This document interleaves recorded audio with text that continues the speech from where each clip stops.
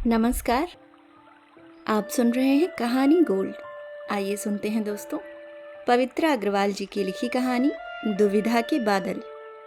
करण ने अपनी पत्नी से कहा, सुनो रानी, भैया भाभी पहली बार घर आ रहे हैं, उनकी आवभगत जरा अच्छी तरह करना। रानी ने भ्रिकुटी कुछ टेढ़ी करके कहा, तुम कहना क्या चाहते हो? क्या मैं आने जाने वालों का स्वागत अच्छी तरह नहीं करती? अरे यार, मैं ऐसा कुछ भी नहीं कहना चाहता। उनके आने की बात सुनकर जरा एक्साइटेड हो गया हूँ, या सच कहूँ तो थोड़ा टेंशन हो रहा है। बस उसी धुन में तुमसे यह कह दिया। असल में तुम्हें तो मालूम है, भैया बहुत पैसे वाले हैं। वैसे पैसा तो बहुतों के पास होता है, पर सब में पैसे की बू नहीं होती। हाँ, कह तो तुम ठीक ही रहे हो, पर भैया से ज्यादा घमंड भाभी और उनके बच्चों को है। उनकी बात पैसे से शुरू होकर पैसे पर ही खत्म होती है। उनके यहाँ आने जाने वालों का स्वागत भी आने वाले की हैसियत के हिसाब से होता है। हमारे बच्चे तो वहां जाना ही नहीं चाहते। वैसे वे नए मकान में शिफ्ट होने के बाद आते तो ज्यादा अच्छा होता। हाँ, अपना सोफा कितना बेकार हो गया है। डाइनिंग टेबल भी यही सोचकर नहीं ली कि अब अपने नए घर में जा ही रहे हैं तो वहीं जाकर लेंगे। चलो छोड़ो अब यह सब बातें। आ रहे हैं तो अपना नया घर तो जरूर देखना चाहेंगे। अब जैसा भी है दिखा लाना, उनका तो बहुत बड़ा है। घर क्या, उनकी तो कोठी है। उसकी डेकोरेशन में भी बहुत पैसा खर्च किया है। जब हम उनके गृह प्रवेश में गए थे तो हर कमरे का परिचय देते हुए भाभी हर चीज की कीमत भी बताती जा रही थी। हाँ, रसोई भी कितनी बड़ी है। उसमें लगी चिमनी की कीमत ही करीब 80,000 की बता रहे थे। चलो छोड़ो यह सब बातें। उन्हें ठहराएंगे किस रूम में? उनकी तरह लोबी में बिस्तर डालकर जमीन में तो सुलाएंगे नहीं। रानी, अपन गृह प्रवेश में गए थे।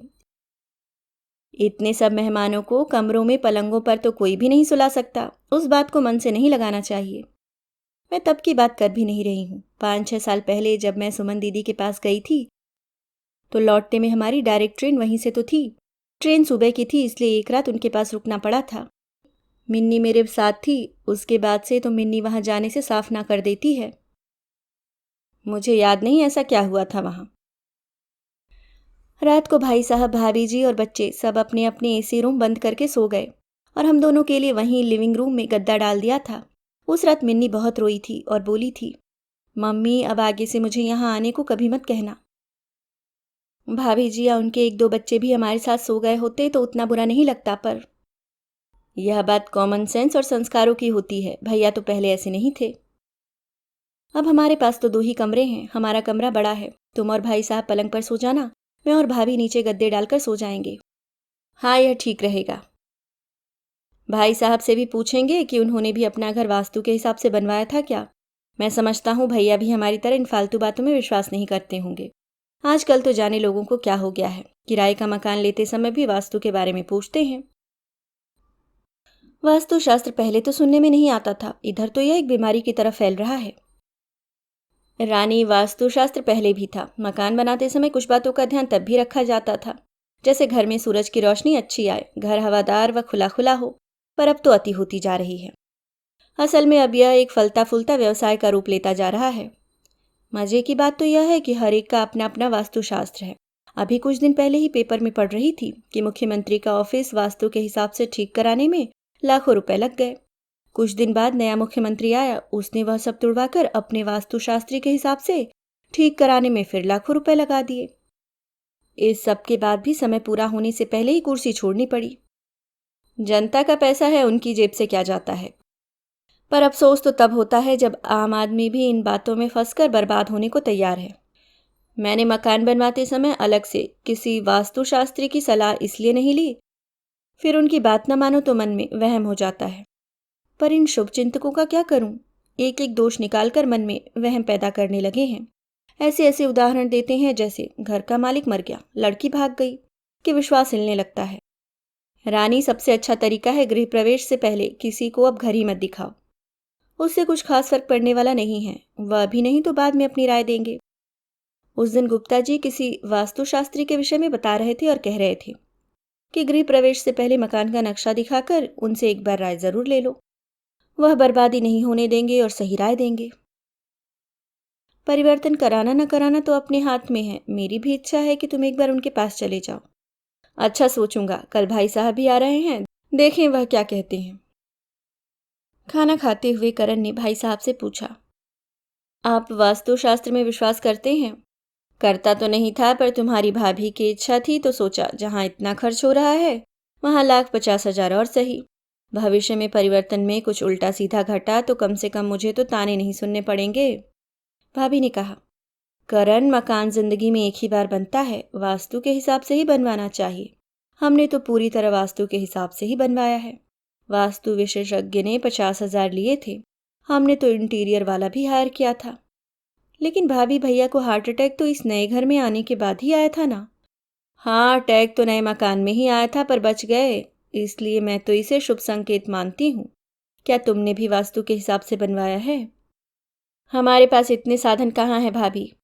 बैंक लोन लेकर बस एक छोटा सा घर बना लिया है। जितना घर का किराया यहाँ देते हैं उससे कुछ ज़्यादा की किश्त चली जाया करेगी। वास्तु में हम दोनों को ही विश्वास नहीं है, पर मिलने जुलने वालों ने मन में शक पैदा कर दिया है।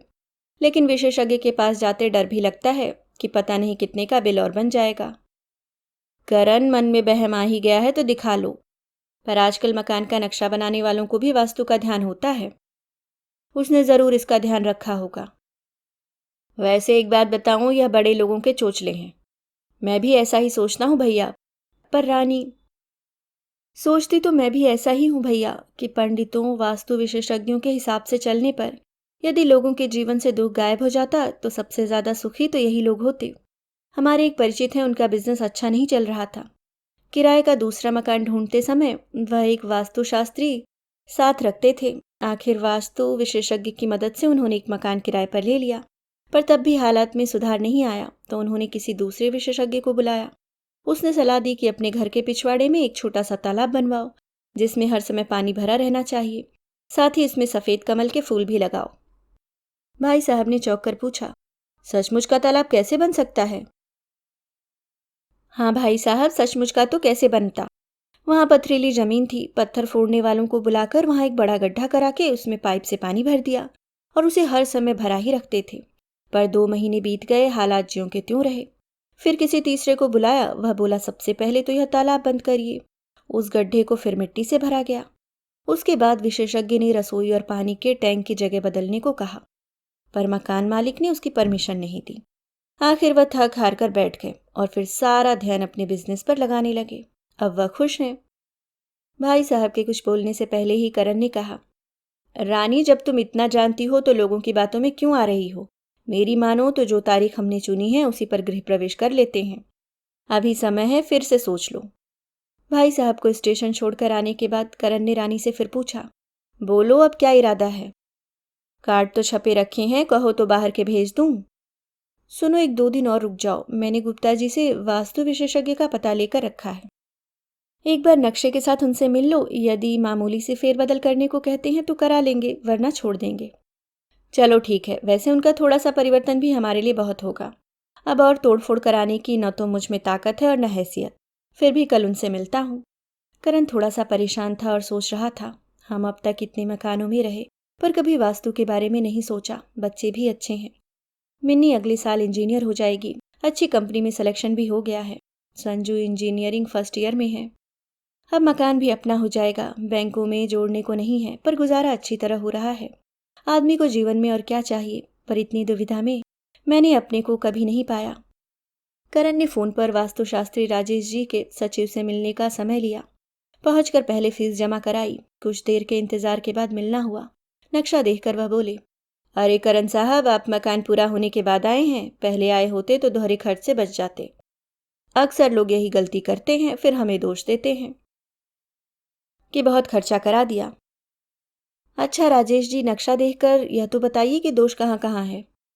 करण जी, दोष एक जगह हो तो बताऊं। देखिए, पूर्व तथा उत्तर की अपेक्षा आपने दक्षिण में ज्यादा जगह छोड़ रखी है, जो ठीक नहीं। पूर्व में स्थित रसोई घर को हटाकर यहाँ बाथरूम की जगह करना पड़ेगा। बोरवेल और ये पानी का टैंक भी यहाँ से दूसरी जगह शिफ्ट करना पड़ेगा। अरे राजेश जी, इसे सुनकर ही मुझे चक्कर आने लगे हैं। इतनी मेरी औकात नहीं। भगवान का नाम लेकर मैं तो ऐसे ही घर में रहने चला जाता हूँ। जैसा आप ठीक समझें, पर इतना तय है कि आप वहाँ सुख से नहीं रह पाएंगे। बाल बच्चेदार आदमी हैं, मुसीबतों को निमंत्रण क्यों देते हैं? अभी आपने जो दोष बताए हैं उसे सुधारने में कम से कम 1-1.5 लाख रुपए तो लग जाएंगे। हाँ, पहले तो बना बनाया भाग तोड़ना पड़ेगा, फिर बनाना पड़ेगा। इतने तो आपके लग ही जाएंगे। मैं तो पेंट तक करा चुका हूँ। 15 दिन बाद गृह प्रवेश है, कार्ड भी छप चुके हैं। मैं तो आपको यही सलाह दूंगा कि ठीक कराने के बाद ही उसमें जाएं। ठीक है राजेश जी, मैं अपनी पत्नी से सलाह करके और फिर पैसे का इंतजाम करके आपसे मिलूंगा। लौटकर घर की कॉल बेल बजाने की जरूरत नहीं पड़ी। रानी दरवाजे पर ही खड़ी थी। क्या कहा? वही जो यह लोग कहते हैं कि बिना ठीक कराए उसमें रहने मत जाइए, वरना मुसीबतें आपको घेर लेंगी। वास्तु के हिसाब से उसे ठीक कराने बैठा तो जाने से पहले ही मुसीबतों में घिर जाऊंगा। वो कैसे? उसे ठीक कराने के लिए 1-1.5 लाख रुपए कहाँ से लाऊंगा? हर महीने घर की किश्त भरनी है, दोनों बच्चे अभी पढ़ रहे हैं। अब और पैसे के लिए तो कहीं से ब्याज पर फिर कर्ज लेना पड़ेगा। चलो इस विषय में बाद में सोचेंगे, थक गए होगे, खाना खाकर आराम करो। 2-3 दिन बाद सुबह सुबह रानी ने करण को सोते से जगाया। सुनो, आप जिन वास्तु विशेषज्ञ के पास गए थे ना, उनका नाम राजेशी है ना? हाँ, पर तुम मुझे नींद से जगाकर यह सब क्यों पूछ रही हो? अरे बड़ा बुरा हुआ उनके साथ। अखबार में न्यूज़ है कि प्रसिद्ध वास्तुशास्त्री राजेश जी के बेटे की दुर्घटना में मौत हो गई। रात को दोस्तों के साथ बर्थडे मनाकर घर लौट रहा था, पीछे से लॉरी ने टक्कर मार दी। उनके पुत्र की तो घटना स्थल पर ही मौत हो गई। उसके दोस्त की हालत गंभीर है। करण एकदम से उठकर बैठ गया। हे भगवान, यह तो बड़ा दुखद समाचार है। भगवान ऐसा दुख किसी को ना दे, पर उनका घर तो निश्चय ही पूरी तरह से वास्तु के आधार पर बना होगा। उनके साथ यह अनहोनी कैसे हो गई? हाँ, बात तो सोचने लायक है। रानी, मेरे मन पर घिरे दुविधा के बादल अब छट गए हैं। अपने हिस्से के सुख दुख सबको सहने पड़ते हैं। इनसे न कोई बचा है न कोई बचेगा। मैं आज बाहर के कार्ड पोस्ट कर देता हूँ। 5-6 दिन में लोकल कार्ड भी बांटने शुरू कर देंगे। अभी आप सुन रहे थे पवित्रा अग्रवाल जी की लिखी कहानी दुविधा के बादल। दोस्तों, आप मुझे कमेंट बॉक्स में ज़रूर बताएं कि आप वास्तुशास्त्र के बारे में क्या सोचते हैं।